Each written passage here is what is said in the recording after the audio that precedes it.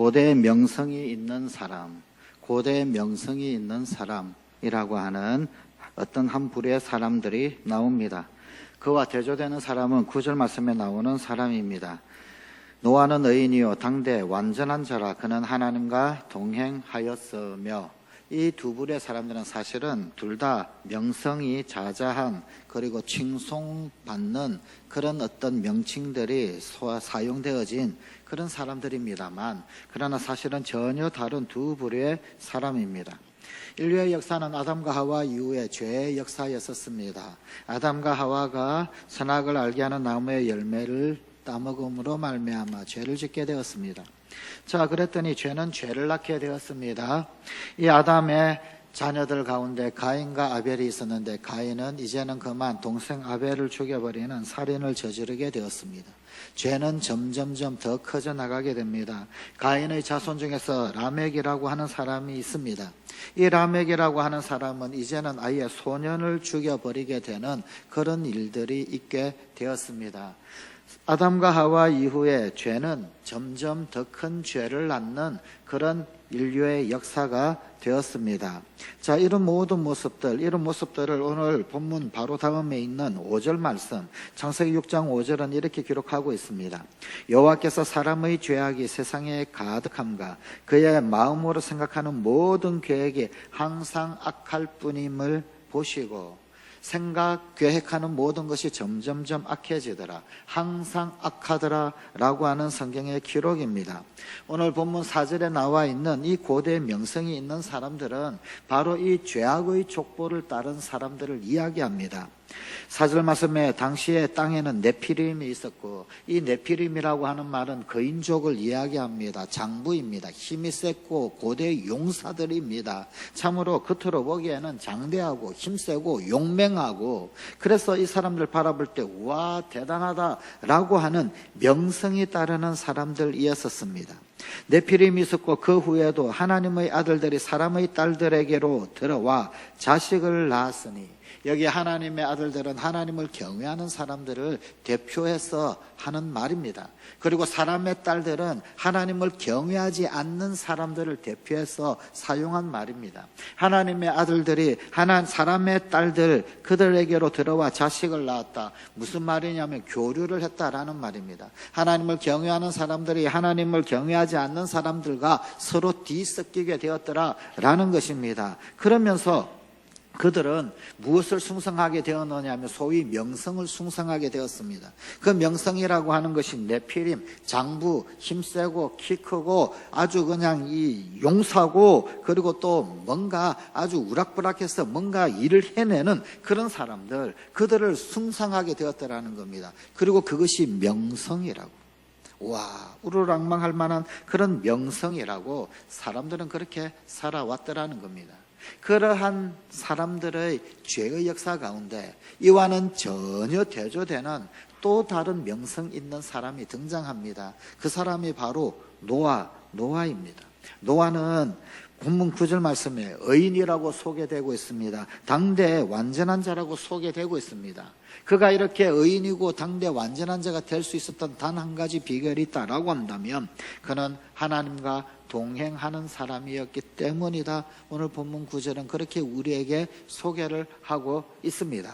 하나님과 동행했던 사람, 사실은 한 사람이 더 있었습니다. 오늘 본문 바로 앞에 보게 되면 5장 말씀에도 하나님과 동행한 사람의 이야기가 나옵니다. 바로 에녹입니다. 창세기 5장의 역사는 죽었더라의 역사입니다. 969세를 살았던 무드셀라, 오래 산 것 같지만 결국 그 인생의 결론은 죽었더라였었습니다. 900세 이상을 사는 수많은 사람들 다 죽어나가는 그런 역사였었습니다.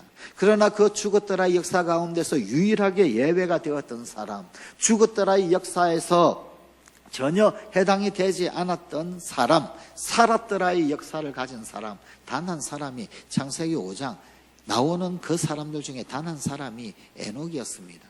에녹이 살았더라의 역사를 살게 되었던 것은 하나님과 동행했기 때문에, 그가 365년 동안 이 땅 가운데 거주했지만 하나님과 동행했기에 하나님이 데려가셔서 이 세상에 더 이상 있지 않았던 사람, 그 사람과 마찬가지로 하나님과 동행한 또 다른 한 사람이 오늘 본문에 나오는 노아입니다.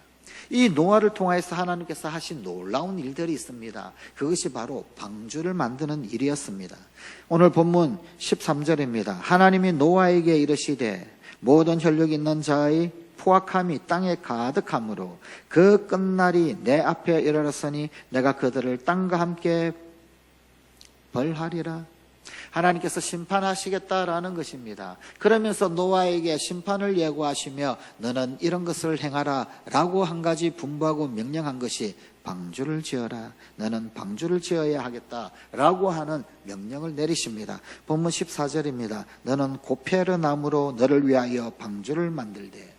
여기 고페르 나무, 예전 성경에는 잣나무라고 기록이 되어져 있습니다. 우리가 사용하고 있는 오늘날 우리나라에서 흔히 볼 수 있는 그런 잣나무는 아닙니다만, 그러나 그 식물의 속성상 잣나무과에 해당이 되어지는 그런 나무라고 합니다. 하여간 이 고페르 나무를 가지고 방주를 만들었습니다. 자, 그 방주를 만드는데 어떻게 만들었습니까? 오늘 보면 14절 하반절입니다. 역청을 그 안팎에 칠하라. 역청을 그 안팎으로 칠을 하라라는 것이었습니다.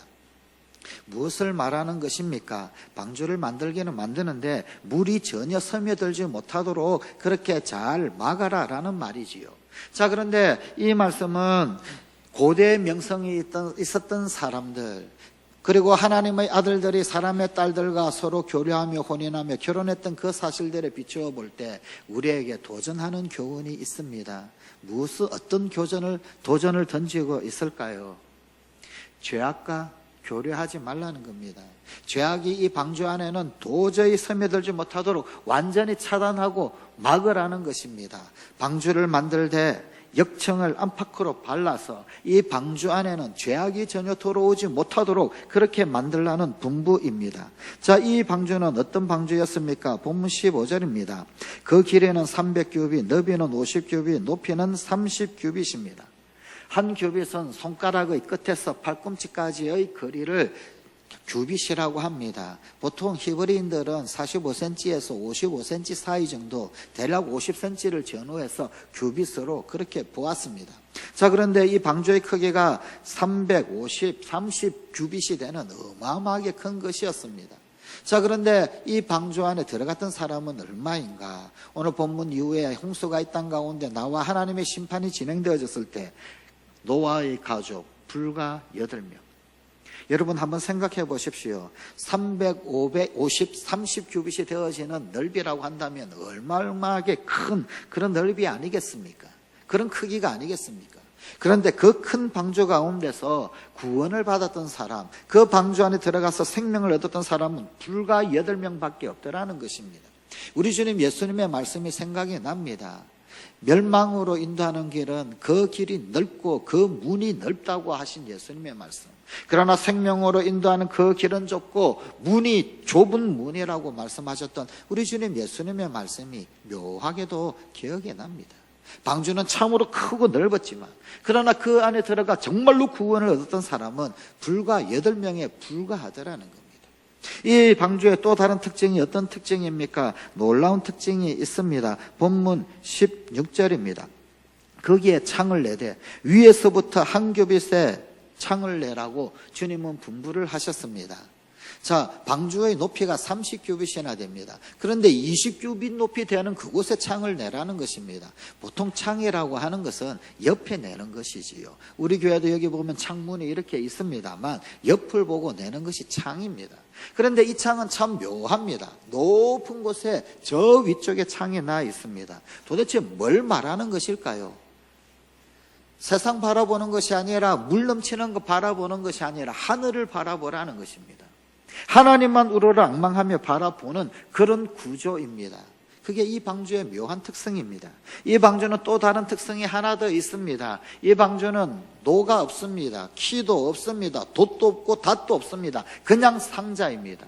여기 오늘 본문 말씀에 사용되어져 있는 방주라고 하는 이 단어, 히브리어 이 단어는 성서 전체 가운데서 딱 2번 등장하는 단어입니다. 한 번 더 등장하는데 출애굽기 말씀에 등장합니다. 출애굽기에 모세를 갈대 상자에 담아서 나일강에 띄우는 그 누이 미리암, 그 이야기할 때 모세를 담았던 갈대 상자, 그 갈대 상자, 거기에 사용되었던 단어가 오늘 본문 말씀에 방주라고 하는 단어입니다.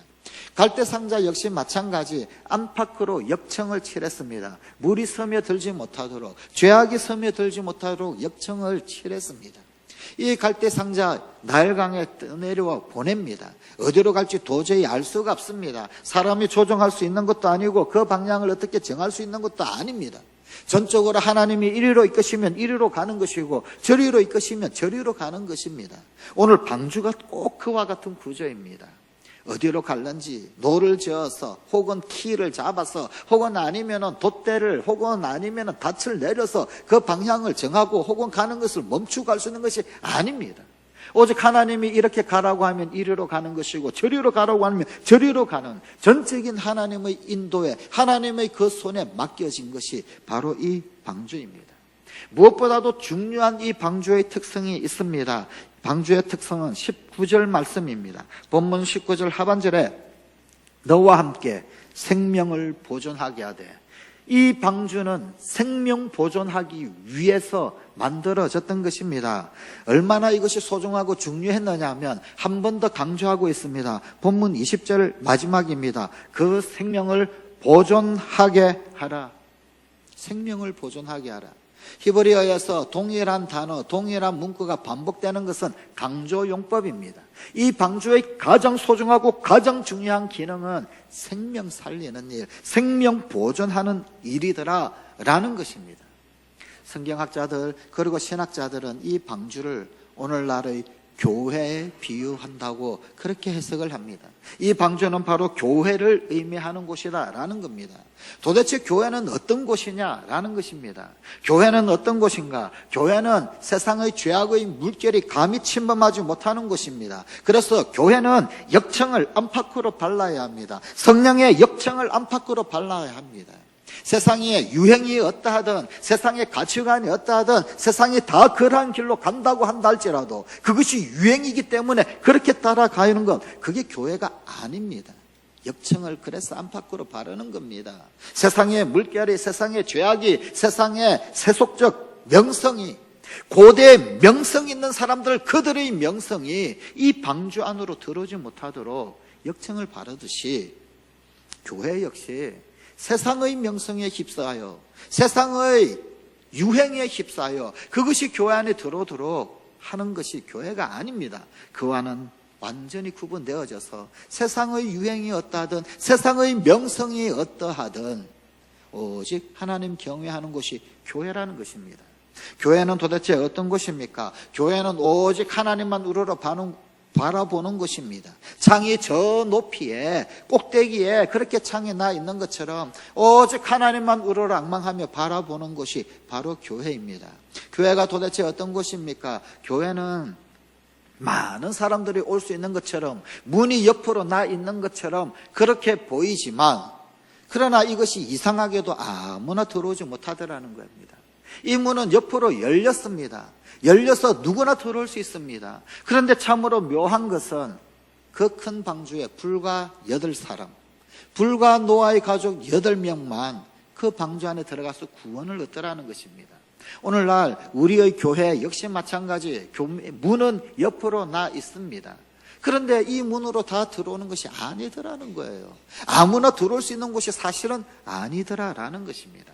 참 놀라운 것은 이 문은 사실은 닫을 수 있는 그런 어떤 여건이 아니었습니다. 안에서 문을 끄집어 당겨가지고 그래서 걸어 잠궈서 닫는 그런 문이 아니었습니다. 오늘 본문 말씀 바로 다음에 나오는 7장 말씀, 7장 말씀에 보면 홍수가 났을 때 하나님이 그 문을 밖에서 닫으셨더라는 거예요. 이 문은 하나님이 닫으시는 문이었습니다. 교회 문이 늘 열려 있지만 그러나 언제까지 교회의 문이 결코 열려 있는 것은 아닐 것입니다. 하나님께서 교회의 문을 닫아 걸어버리실 때가 있습니다. 하나님이 그 문을 닫으셨을 때에는 들어가고 싶어도 더 이상 들어가지 못하는 곳, 그곳이 바로 교회입니다. 교회는 도대체 어떤 곳입니까? 하나님 이리로 가면 이리로 가는 것이고 저리로 가라 그러면 저리로 가는 것입니다. 사람이 키를 잡고 돛을 올리고 혹은 아니면 노를 지어서 그 방향을 정해서 어떻게 갈 수 있는 것이 교회가 아닙니다. 교회는 오직 하나님이 움직이시는 것이란 말입니다. 키도 없고 돛도 없고 노도 없고 아무것도 없습니다. 그냥 하나님 가라는 곳으로, 하나님 이리로 보내시면 이리로 가고 하나님 저리로 보내시면 저리로 가는 것이 교회입니다. 그러나 그 교회에 가장 소중하고 중요한 사명이 있습니다. 생명 보존하는 것, 생명 살리는 것. 창문이 위로 난 것보다 더 중요한 것은 생명을 보존하는 것입니다. 노가 없고 키가 없고 아무것도 없는 것, 그거보다도 더 중요한 것은 생명을 보존하는 것입니다. 그래서 이 부분은 특별히 강조해서 두 분이나 강조해서 생명을 보존하라, 생명 보존하라 분부하고 말씀하고 있습니다.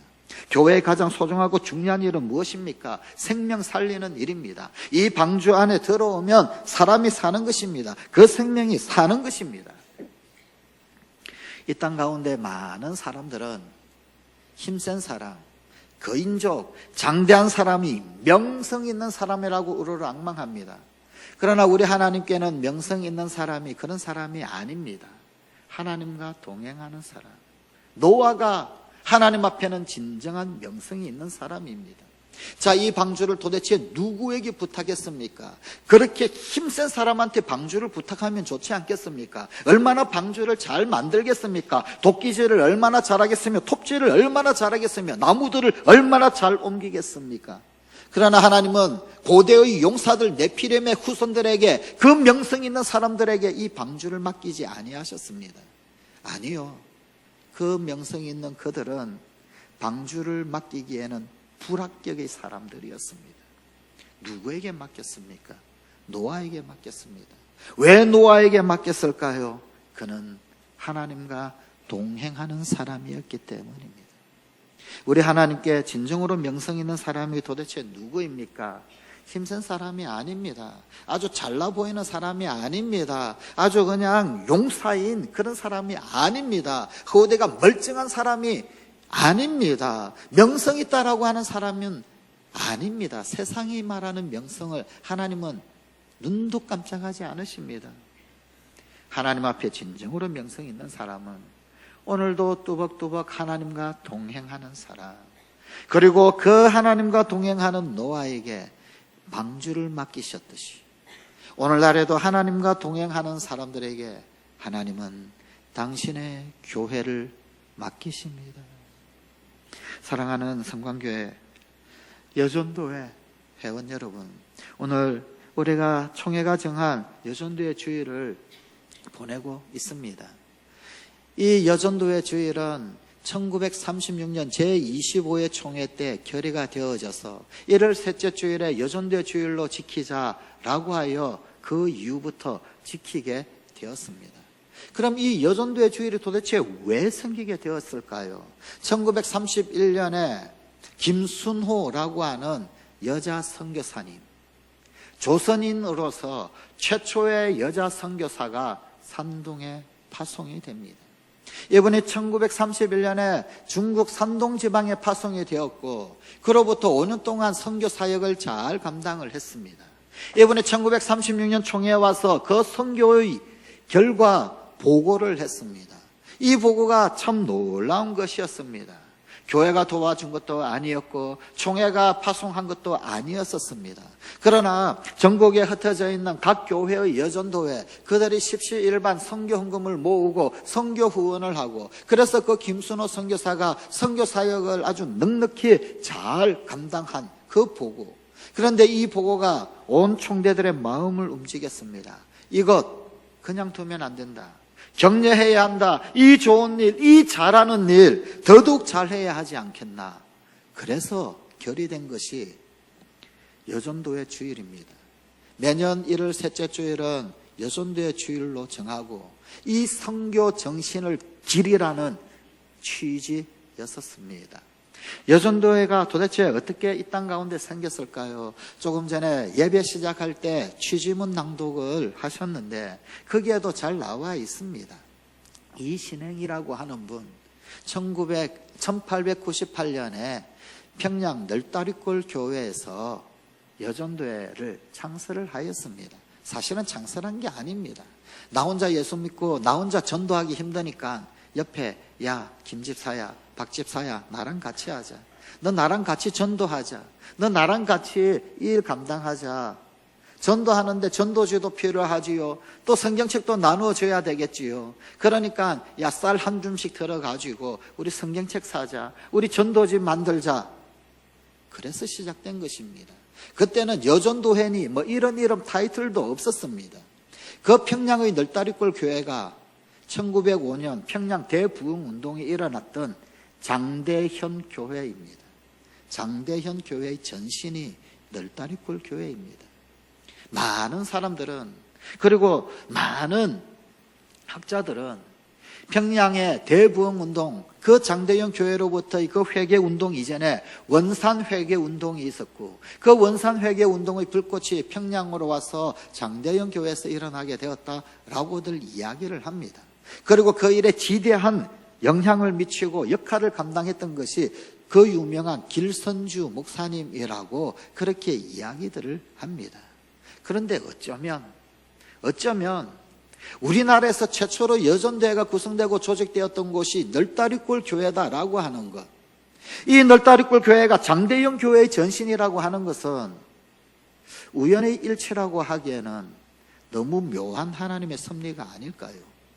어쩌면 이신행 여사와 같은, 혹은 아니면 그에 동참하여서 십시일반 쌀을 모으고, 혹은 아니면 성경책을 사고, 혹은 전도지를 만들었던 또 다른 어떤 그 여성들의, 그 여전도회 회원들의 미끄럼이 있었기에 그 미끄럼의 토대 위에서 어쩌면 1905년에 평양 대부흥운동이 장대현 교회로부터 발발하게 된 것은 또 혹 아닐런지요. 이것은 과연 우연의 일치이기만 한 것일까요?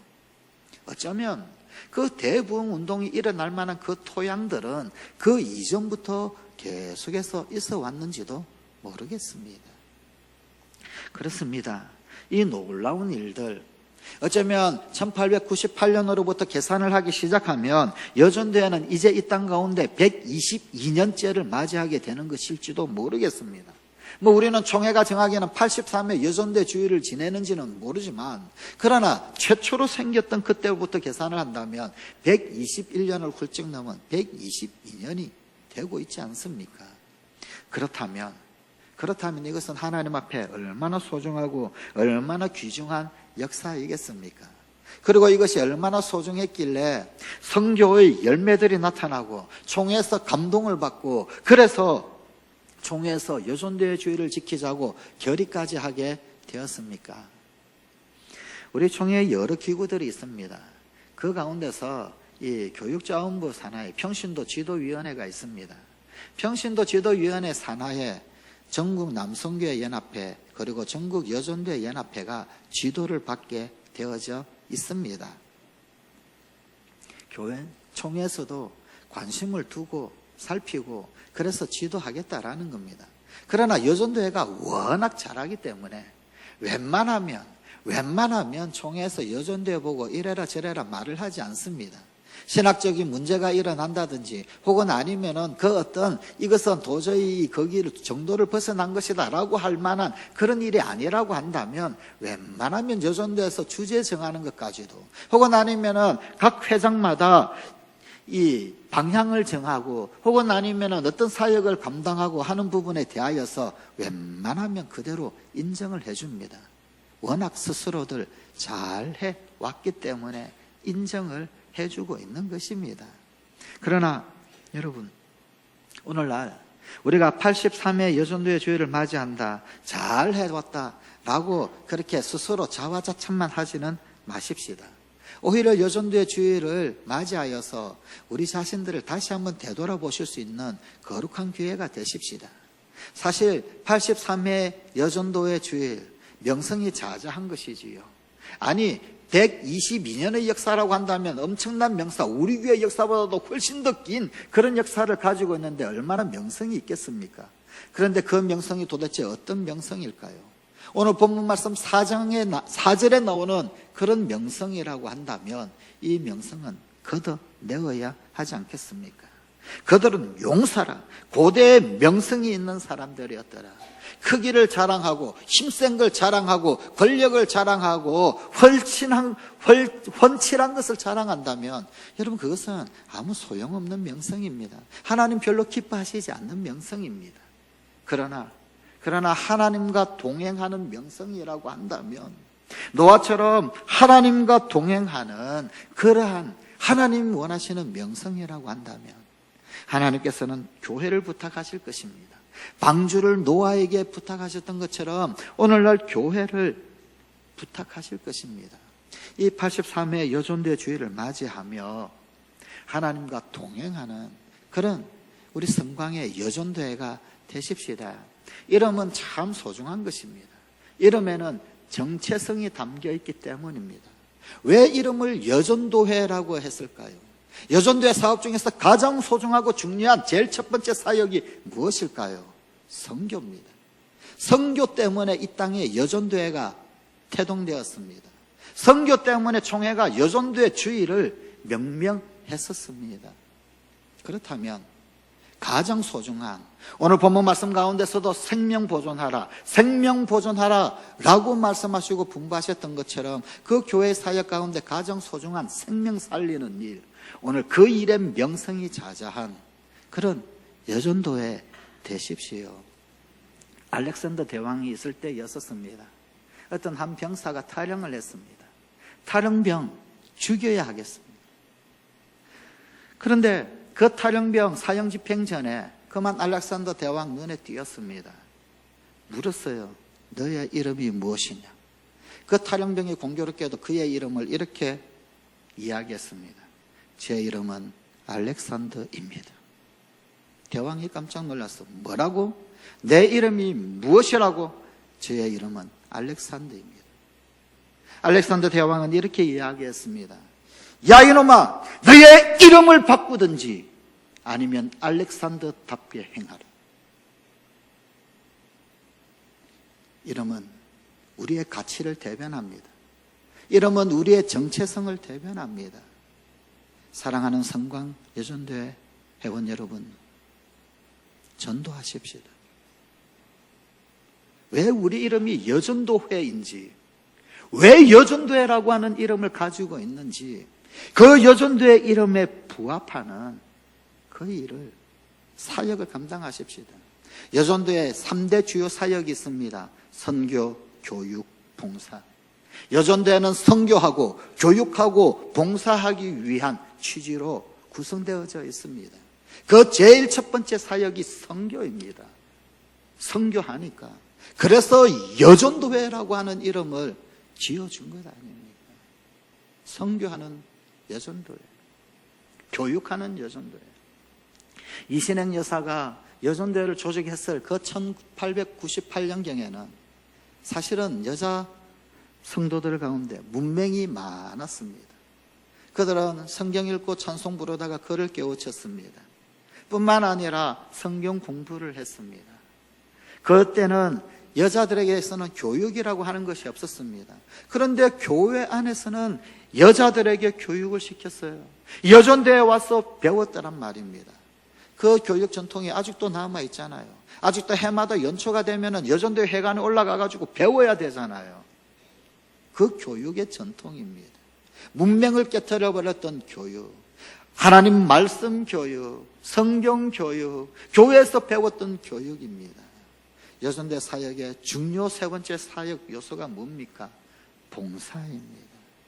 교회를 이렇게 세우는 여러 봉사들, 좀돌이라고 하지요. 쌀 한 줌씩, 옛날 우리네 아낙네들이 쌀 한 줌씩 따로따로 빼놓았던 것, 왜 빼놓았을까요? 김순호 선교사 선교 후원금 마련하느라고 그 일을 했습니다. 널다리꼴 교회에서 전도하려고 그 일 감당했습니다. 그렇게 그들은 자기 먹을 것을 빼놓으면서 복음의 거룩한 열정에 사로잡혀 선교하고 전도하는 일에 힘썼습니다. 어떤 해변가 마을이 있었습니다. 그런데 이 해변가에 이상하게도 난파선들이 자꾸만 생기는 겁니다. 갑자기 풍랑이 요동치면서 그러면서 배가 난파하는 일. 그래서 그 마을의 주민들은 바다에 뛰어들어서 조난당한 사람들을 구조하는데 열을 올렸습니다. 그렇게 하려다 보니 바다를 감시하고 난파당하는 배가 있는지 보기도 하고 해야 해서 오두막을 지었습니다. 나무로 그냥 지었습니다. 겉으로 보기에는 참 초라하기 거지없는 것이었습니다. 하지만 배가 난파당할 때마다, 조난당하는 사람들이 일어날 때마다 힘을 다하여서 사람들을 구조해 내었습니다. 어느덧 구조받은 사람이 한 사람, 두 사람 또 많이 생기게 되었습니다. 구조받은 사람이 너무나 고맙고 감사해서 이 아름다운 일, 이 좋은 일, 이 구조하는 일 더 잘해야 되겠다. 그래서 그 구조받았던 사람들이 모임을 결성을 했습니다. 후원회를 조직을 했습니다. 그리고는 장비가 더 좋아야 되지 않겠느냐, 시설도 좋아야 되고, 그래서 집도 구조소도 번듯하게 세우고, 그리고 또한 배도 장비도 최신 것으로 만들고, 또 우리가 여기서 전부 다 한 동지니까 정기적으로 모여서 모임도 가지고 그렇게 했습니다. 참 묘한 것은 세월이 지나니까 이상하게도 모임 유지 비용이 더 많이 들게 되었습니다. 일단의 사람들이 이것은 아니다, 구조하는 일보다도 다른 일들에 더 많이 신경을 써야 하는구나, 일단의 사람들이 뛰쳐나왔습니다. 그 옆에 초라한 오두막을 하나 짓고 우리는 오로지 구조하는 일에 전념하리라. 많은 세월이 흐르고 난 이후에 그 해변가에는 절비한 구조소들이 지어져 있었다는 것입니다. 그러나 참으로 놀라운 것은 꼭 하나 여전히 오두막으로 지어진 구조소가 있더라는 겁니다. 이 이야기는 성교학 개론의 머릿말에 나오는 이야기입니다. 사랑하는 성광가족 여러분, 사랑하는 특별히 우리 성광여전도회 회원 여러분, 초라하더라도 오두막에 불과한다 할지라도, 그러나 오두막 구조소 되는 것이 하나님께는 더 귀한 명성이지 않겠습니까? 오늘 이 여전도의 주일을 맞이하면서 우리 모든 성광가족들도 마찬가지입니다. 진정 하나님 앞에 명성이 있는, 참으로 네피림에게 명성이 있는, 고대 명성이 있는 사람들이 될 것인지, 아니면 하나님 앞에 명성이 있는 사람이 될 것인지 다시금 우리 자신들을 되새기고, 혹 초라하다 할지라도, 오두막인다 할지라도 조난당한 사람들을 정말로 구조해내는 구조소 사명을 감당할 줄 아는 그런 우리 성광 가족들이 되십시다. 특별히 83주년을 맞이하는 우리 여전도회 회원 여러분, 하나님 앞에 정말 명성 있는 우리 여전도회가 되십시다. 기도하시겠습니다. 하나님,